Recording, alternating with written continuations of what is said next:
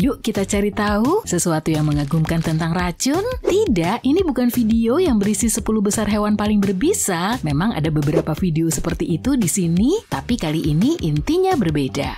Kita akan mencari tahu tentang sifat zat-zat ini yang berbahaya bagi makhluk hidup manapun.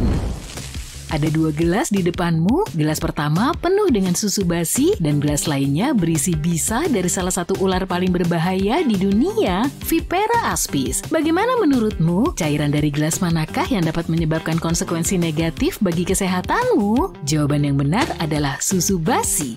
Susu basi dapat menyebabkan kembung, gangguan pencernaan, dan mulas. Tapi jika kamu meminum bisa ular, tidak akan terjadi apa-apa. Faktanya bisa ular adalah sejenis protein dan asam lambung memecah protein ini seperti pada makanan lainnya. Toksin yang terkandung dalam racun hanya berbahaya jika bersentuhan dengan darah. Oleh karena itu, jika kamu ada luka di mulut atau perut, maka kamu akan mengalami masalah. Tapi selama racun tersebut tidak bersentuhan dengan sistem peredaran darah, kamu nggak perlu khawatir.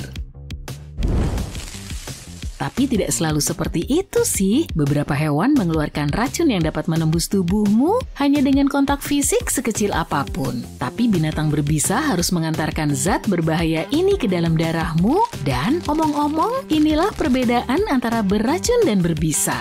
Dikatakan beracun adalah saat hewan mampu meracunimu secara pasif, misalnya jika kamu menyentuhnya. Hewan tersebut tidak melakukan apa-apa dan racunnya dilepaskan dari tubuhnya secara konstan. Katak panah beracun cuma nongkrong di hutan Amerika Selatan dan tidak menyerang siapapun, tapi semua orang takut menyentuhnya karena kulitnya mengeluarkan salah satu racun paling berbahaya di bumi. Partikel-partikel toksin yang terkandung dalam racun hewan ini sangat kecil, sehingga mudah masuk ke dalam pori-pori kulit kita dan menyebabkan reaksi yang hebat di dalam tubuh.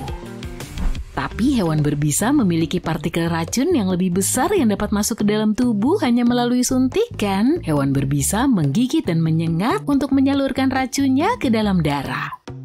Ular berbisa, tawon, laba-laba, dan makhluk lainnya menggunakan bisa untuk menyerang mangsanya. Katak beracun atau ikan yang kulitnya mengandung racun menggunakan toksin untuk mempertahankan diri. Itulah perbedaannya.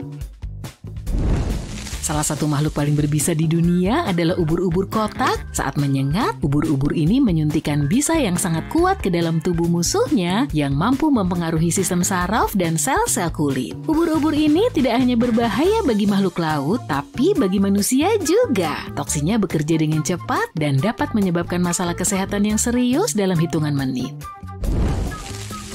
Salah satu makhluk paling beracun di dunia selain katak panah beracun adalah ikan buntal. Iya, makanan lezat Jepang yang terkenal itu. Banyak yang mungkin pernah mendengar bahwa jika juru masak salah menyiapkan ikan ini bisa menjadi beracun bahkan setelah dipanaskan. Toksik ikan ini 1000 kali lebih kuat daripada sianida. Jumlah racun di dalam satu ekor ikan buntal mengandung toksin yang cukup untuk mencelakakan puluhan orang.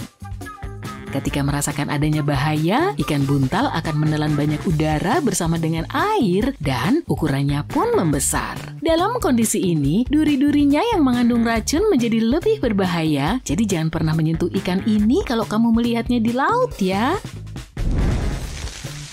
Ada lagi jenis penggunaan racun yang lain, ini disebut kompetisi intraspesifik. Kamu bisa menemukannya pada mamalia berbisa seperti Platypus australia. Ada jarum-jarum kecil di telapak kaki hewan ini yang mengeluarkan racun. Platypus dapat melumpuhkan lawannya dengan satu tendangan, tapi hewan ini juga menggunakan racun selama kompetisi kawin. Tubuhnya meningkatkan sifat racun untuk mengalahkan pesaing selama memperebutkan betina. Dua pejantan berjuang untuk melemahkan satu sama lain. Pejantan yang racunnya lebih efektif akan memenangkan pertarungan. Beberapa hewan harus menggigit dan menyengat untuk menggunakan bisanya, sementara hewan lainnya hanya menunggu sentuhan orang lain. Tapi gimana dengan makhluk kecil yang melepaskan racunnya seperti anak panah ini? Perkenalkan siput kerucut, dia bersembunyi di dalam rumahnya dan menunggu ikan kecil berenang mendekat. Kemudian, dia melepaskan tombak beracun dari belalainya dan melumpuhkan ikan tersebut. Kemudian siput menelan mangsanya secara utuh seperti seekor anaconda. Bisa dari hewan kecil ini juga berbahaya bagi manusia karena menyebabkan masalah parah pada pernapasan, penglihatan, dan masalah lainnya. Namun begitu, zat yang terkandung dalam bisa siput kerucut juga bisa digunakan dokter untuk membuat analgesik yang kuat. Dan ini bukan satu-satunya kasus saat bisa hewan digunakan dalam pengobatan. Kadal beracun yang disebut monster gila melepaskan neurotoksin yang diproduksi di kelenjar ludahnya saat menggigit. Karena bisa ini, gigitan hewan ini dianggap sebagai salah satu gigitan hewan yang paling menyakitkan di dunia. Orang-orang yang pernah diserang monster gila mengatakan bahwa mereka mengalami perasaan seolah-olah lahar panas mengalir melalui pembuluh darah. Namun, bisa yang mengerikan itu bisa berguna bagi manusia loh. Para ilmuwan telah menemukan hormon di dalamnya yang secara efektif dapat mengobati diabetes. Beberapa racun bisa menyebabkan kelumpuhan otot, racun lain dapat menyebabkan masalah pernapasan, dan yang lainnya meningkatkan tekanan darah. Kenapa beda-beda ya? Semua perbedaan ini bergantung pada mangsa yang diburu oleh hewan berbisa.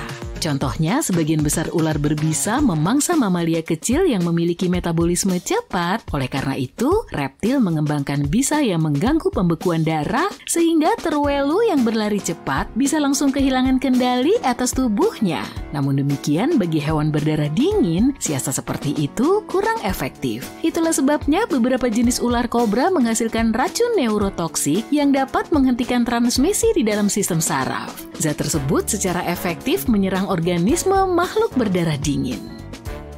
Semua ini menunjukkan bahwa makhluk berbisa dan beracun mengadaptasi toksinnya tergantung pada habitatnya. Itulah sebabnya racun dari spesies yang sama bisa sangat berbeda. Jika ular berbisa menggigitmu di satu wilayah di sebuah negara besar, penawar racun dari wilayah lain mungkin tidak akan membantumu. Di tempat-tempat dengan kondisi yang lebih kompleks untuk bertahan hidup, ular dapat mengembangkan bisa yang lebih berbahaya untuk menangkis serangan musuh atau menangkap mangsa yang cepat. Tapi prinsip ini juga berlaku sebaliknya. Coba tempatkan sekelompok ular di lingkungan di mana ular dapat dengan mudah mendapatkan makanan dan tidak perlu mempertahankan diri dari hewan lain. Jenis ular ini pada akhirnya menjadi tidak berbisa. Hal ini karena memproduksi bisa adalah proses rumit yang membutuhkan banyak energi dan sumber daya dari organisme. Jika kondisinya tidak mengharuskan untuk menggunakan zat ini, maka ular akan berhenti memproduksinya.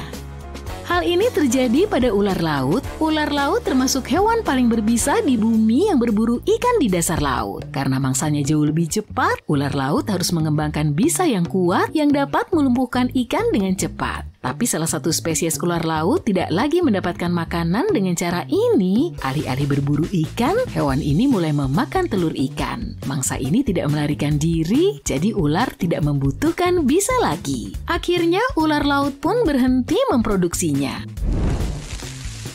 Menurutmu, berapa banyak hewan di planet ini yang beracun dan berbisa? Berdasarkan perhitungan para ilmuwan, ada sekitar 15 hingga 20%. Tapi kemungkinan besar, angka ini jauh lebih tinggi karena manusia belum sepenuhnya mempelajari semua keanekaragaman hayati makhluk tersebut. Menariknya, ada jenis hewan yang beracun atau berbisa di hampir setiap spesies hewan. Bahkan di antara mamalia, platypus bukanlah satu-satunya makhluk berbisa. Kukang tampak seperti hewan yang lucu dan tidak berbahaya, namun primata dari Asia Tenggara ini mengeluarkan bisa dari giginya saat menggigit. Selain itu, beberapa spesies tikus juga mengeluarkan racun dengan cara yang sama untuk melumpuhkan mangsanya. Dan kelelawar vampir adalah satu-satunya mamalia terbang yang beracun di seluruh dunia.